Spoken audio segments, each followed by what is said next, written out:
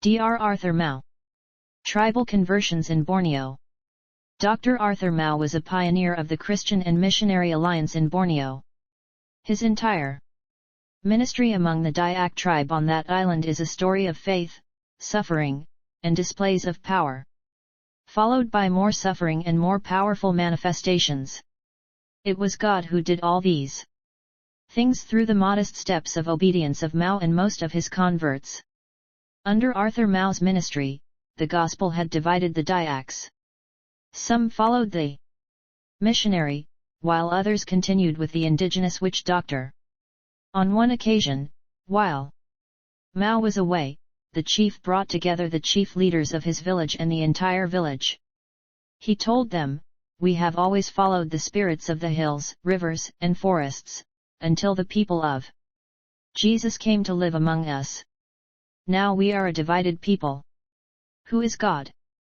The man spirit says that the true gods are the divinities and the spirits whom we have always worshipped. Jesus people say that He alone is God.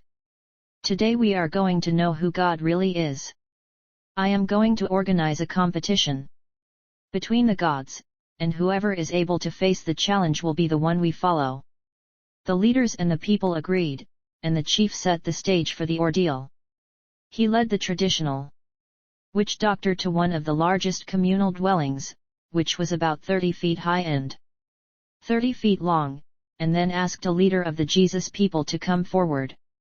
A young believer was brought forward. This in itself was not normal for their culture, the fact of confronting the mature, wiser, and more respected religious professional with a young man, and last but not least a new believer. The chief then gave each of the two a fresh egg and said, "The true God will preserve the egg of his servant, and we will all follow the God who manifests his power. Each of you must throw the egg over the house, and the true God will not allow his egg to hatch." The witch did his customary rites and then threw the egg over the communal dwelling. At the far end of it, the elders watched as it broke into 1,000 pieces. The young man then lifted his heart to God and prayed saying, "I beg you to manifest that you are the Lord, the Creator of heaven and earth. Show all of these that Jesus is your Son.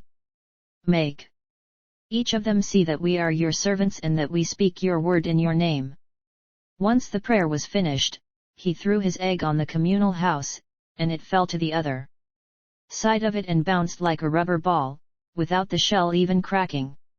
The God Jesus is the true God. The chief shouted, "We will all follow him." And the whole tribe turned their backs on their animistic spirits and became followers of the Lord Jesus Christ.